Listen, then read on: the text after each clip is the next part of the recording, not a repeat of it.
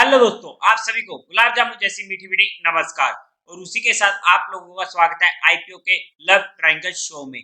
एक आईपीओ कल के दिन ओपन होने जा रहा है, जिसके बारे में हम डिटेल में आज पूरी की पूरी डिस्कशन करने वाले हैं, बेसिक से लेकर एडवांस तक। और कंपनी का पूरा कच्चा चिट्ठा खोलने वाले हैं। तो अभी से इस वीडियो को लाइक और चैनल को सब्सक्राइब कर दीजिएगा। Blue jet health care limited company लेके आ रही है अपना जी आईपीओ। अगर मैं स्टार्टिंग में इसमें अपने पर्सनल डिसीजन की बात करूं, तो ऑलमोस्ट सर्टेन है कि मैं इस आईपीओ को एटलीस्ट रिटेल कैटेगरी में तो अप्लाई करने वाला हूं। लेकिन एक अगर अच्छा रिस्पॉन्स मिल जाता है और मार्केट का जो भी ये मूड माहौल चल रहा है अगर वो सुधर जाता है, तो वहां पर मैं इसे एचएनआई कैटेगरी में भी इजीली अप्लाई कर सकता हूं। लेकिन जो भी मेरा इसमें पर्सनल एंड फाइनल डिसीजन होगा वो मैं आप लोगों को टेलीग्राम चैनल पर या हमारे डेली के शो मार्केट का पैच और ब्रेकअप में बता दूंगा। टेलीग्राम चैनल का लिंक आपको डिस्क्रिप्शन में मिल जाएगा, या फिर आप direct market love affair search करके वहां से भी ज्वाइन कर सकते हो। अगर मैं कंपनी की बात करूं तो 1968 में ये कंपनी इनकॉर्पोरेट हुई थी। ये अगर हम कंपनी के काम की बात करते तो pharmaceutical and health care ingredient और उसी के साथ साथ एन इंटरमीडिएट कंपनी होने वाली है। कंपनी फर्स्ट मैन्युफैक्चर होने वाली है सैचुरिन की और उसके सार्स की।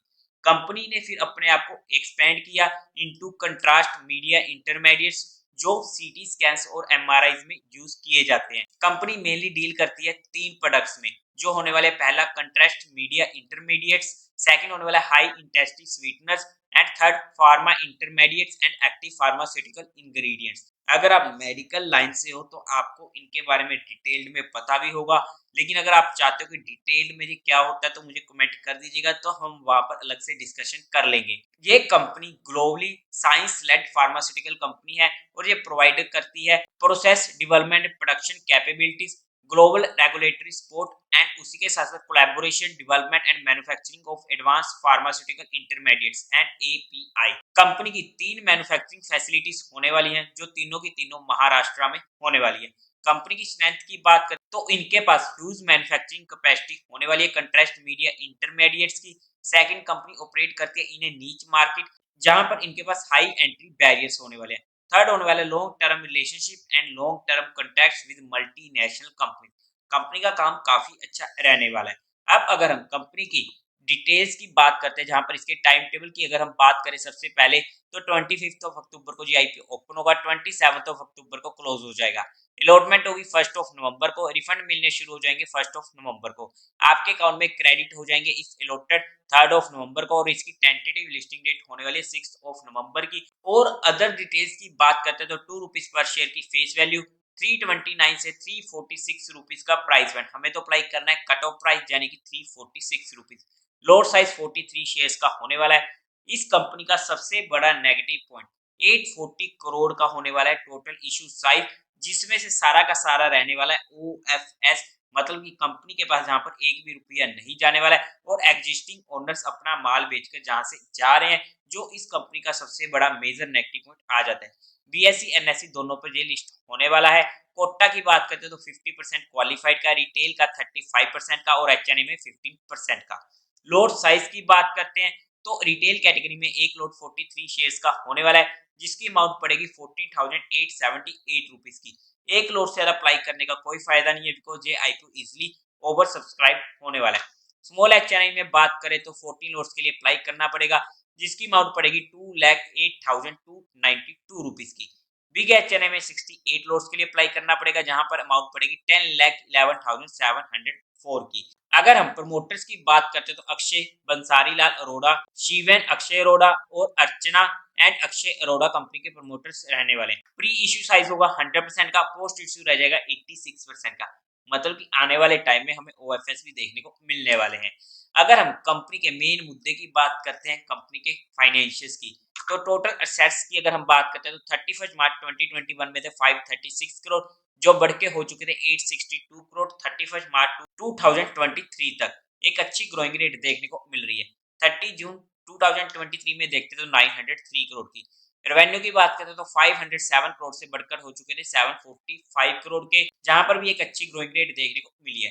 प्रॉफिट आफ्टर टैक्स में अगर हम बात करते हैं तो 135 करोड़ थे 2021 में, जो बढ़कर हो चुके थे 160 करोड़ 2023 में।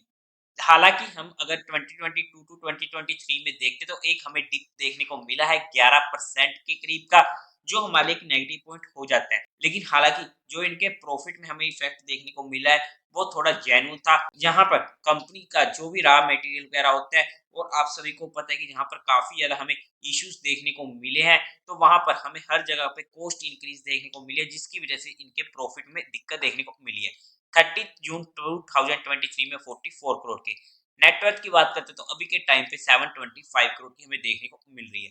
फाइनेंशियल्स की अगर हम ओवरऑल में बात करते हैं तो एक अच्छे फाइनेंशियल होने वाले हैं। प्रॉफिट आफ्टर टैक्स में हमें दिक्कत देखने को मिली, बट ओवरऑल में अगर देखते हैं तो हमें एक अच्छे ही फाइनेंशियल देखने को मिले हैं।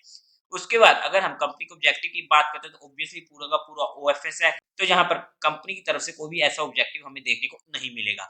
अगर हम कंपनी के फंडामेंटल्स की बात करते हैं तो पीई रेशियो 37.49 की, और मार्केट कैपिटलाइजेशन 6001 करोड़ की, रिटर्न ऑन इक्विटी 26.60 की, रिटर्न ऑन कैपिटल एम्प्लॉयमेंट 31.91% की, ईपीएस 9.23 की, रिटर्न ऑन नेटवर्थ 23.48% की।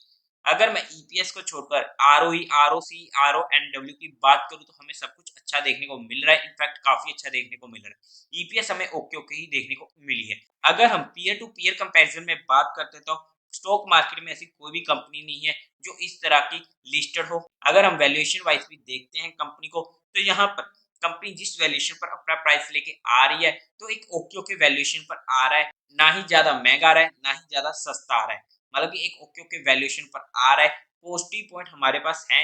नेगेटिव पॉइंट्स में मेजरली हमें एक तो पूरा का पूरा ओएफएस और सेकंड प्रॉफिट आफ्टर टैक्स में दिक्कत देखने को मिली है। अगर हम इसके जीएमपी की बात करते हैं तो आज के टाइम पे इसका जीएमपी 18% के करीब का देखने को मिल रहा है। हालांकि 30% से इसका जीएमपी 18% तक आ चुका है। रीजन सभी को पता है, क्योंकि मार्केट में थोड़ा सा मूड माहौल बिगड़ा हुआ है, जिसकी वजह से हमें जहां पर भी इम्पैक्ट देखने को मिला है। लेकिन जहां पर जितनी भी चीजें डिस्कस करी हैं वो सिर्फ एजुकेशन पर्पज स्टडी करने को करी गई थी, जिसका किसी भी तरीके से इन्वेस्टिंग से कोई लेना देना नहीं है। जहां पर सिर्फ एजुकेशन पर्पज आप लोगों के साथ आईपीओ की स्टडी करी गई है। आप लोगों का जो भी डिसीजन हो एक बार अपने फाइनेंशियल एडवाइजर से कंसल्ट कर लीजिएगा। मैं अपना पर्सनल डिसीजन स्टार्टिंग में बता चुका हूँ। और उसी के साथ साथ आप लोगों को क्या लगता है कि कैसा रहने वाला है ये आईपीओ, तो कमेंट सेक्शन में बता दीजिएगा। तो देवी और सज्जनों, उम्मीद है आप लोगों को ये वीडियो अच्छी लगी होगी, तो इस वीडियो को लाइक कीजिएगा, शेयर कीजिएगा और साथ ही साथ चैनल को सब्सक्राइब करें। हर हर महादेव।